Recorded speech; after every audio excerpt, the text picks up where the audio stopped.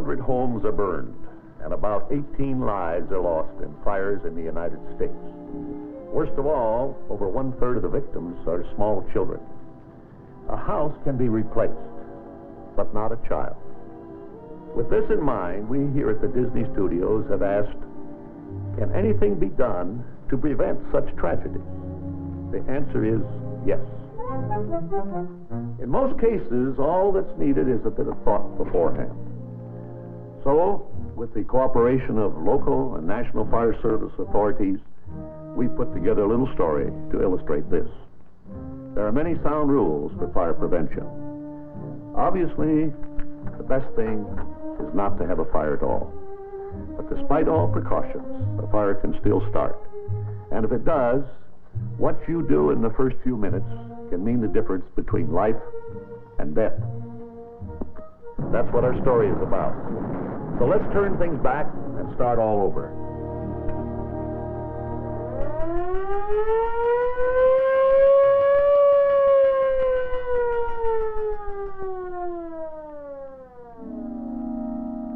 This house you might find on any street, in any town.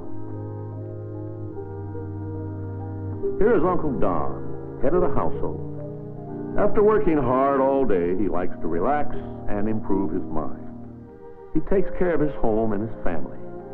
But like most of us, he's apathetic about fire because he figures he won't have one anyway. Uncle Don, teacher says we gotta have a fire escape plan for our house. And look, we drew the house so you can see all the doors and windows and stairs. That's what it does, but I'm reading now. Listen, Uncle Don, teacher says we ought to have 2 ways out of every room, like this. Yeah, and we've got to decide on a place to meet outside so we know everybody's out. Yeah, okay. What do I know? Don't bother me. But Uncle Don, you should put in a collapsible ladder by this window upstairs, too. Sure, I'll do. Tomorrow. And look, Uncle Don, teacher says we ought to all have a signal to wake everybody up if there's a fire at night.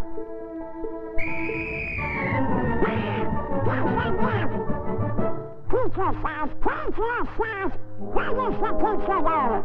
But Uncle Don! Get on there, take your pen!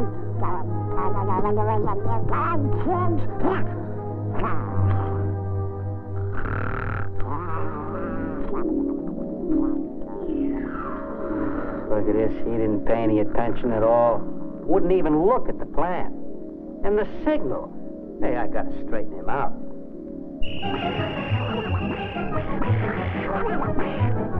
Hey, who are you? Me? I'm your official bumper precaution, Pops. I'm your common sense. Get it?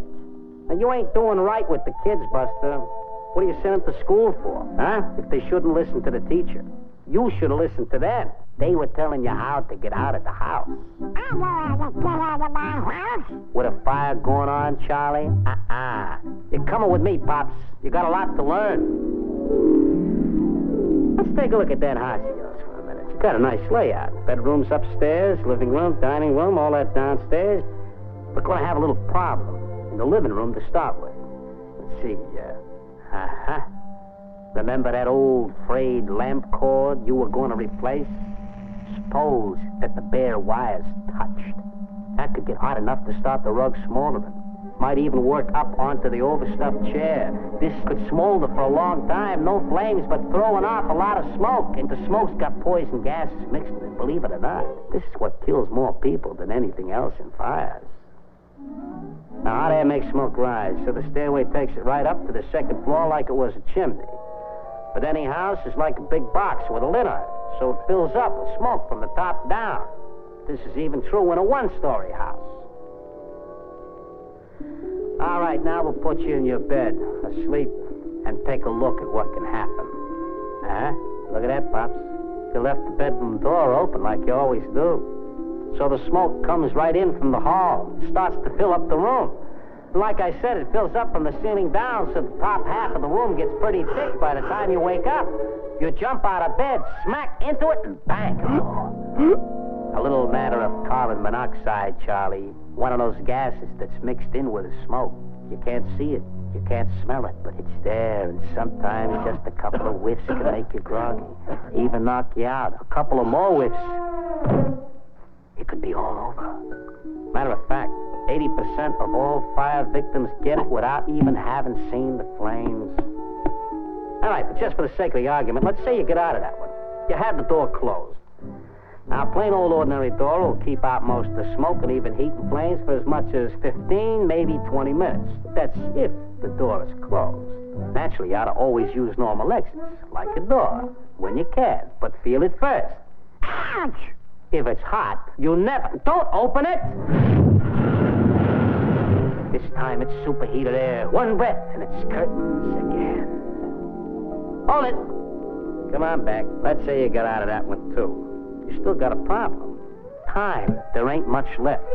The temperature can get up to 1,000 degrees in 3 or 4 minutes where you are, because that super hot air is really pouring in. There's still no flame, but the whole room could go any second. Close the door. That'll help keep the heat out. But now what do? Huh? You do something stupid, like trying to save the banjo or Grandpa's picture. Forget it. You gotta get out. Fast. Don't panic. The window, right. That's the only way out. But don't forget, it's on the second floor. Okay, you got the message now, pal? You can take chances if you want. But what about the kids, huh?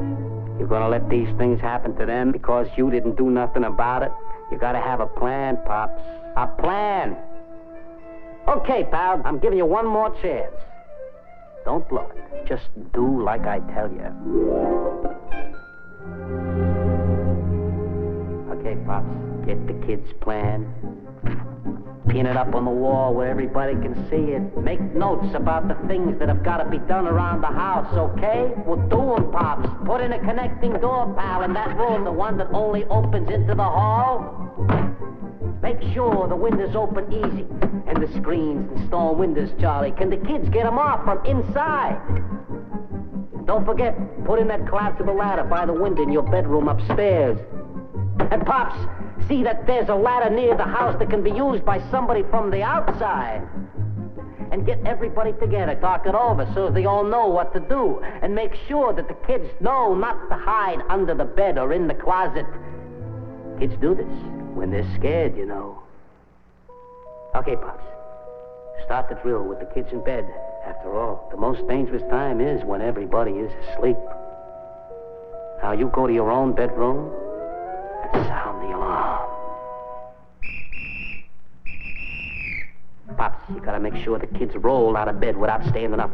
And they should stay near the floor because any good air is gonna be down low. Tell them to feel the door, and if it's hot, don't open it. Now they've gotta go to the alternate exit, the window, right? And out onto the porch roof. Okay, now you, Charlie, use the secondary escape from your room. Good boy, Pops. You get the ladder from outside and bring it around to the porch. And you help the kids down. You're in. You're home free. Now that you got everybody out, count noses. Make sure nobody's nose goes back in. And here's where somebody should be appointed to go to a fire department call box or a neighbor's phone to call for help as fast as you can. But one more thing, Pops. Just suppose this wasn't only a drill. It's okay, Pops. I called the fire department. That's very bad. Don't mention it. Who was that you were talking to, Uncle Don? Oh, just a friend of mine.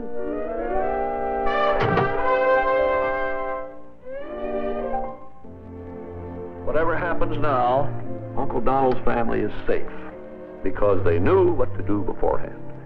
So in conclusion... Hold it, Pops. There's just one more thing. Oh? Yeah, what if your house is different? You can't figure out how to make a plan. What would you do then, huh? What? Well, I'd ask my grandchildren. They go to school, and they'd probably know. Well, that's great, but what if you didn't have any grandchildren? Then what, huh? Well, I'd call my local fire service. I'm sure they'd be glad to help. Good boy, Pops. You're thinking. Hey, you're really hip. Well, after all, I did read the script. Besides, I'm Battalion Chief Disney, Los Angeles Fire Department. Honorary, that is, as you were. Now, in conclusion, the most important thing is... However you get it, you gotta have a plan. He took the words right out of my mouth.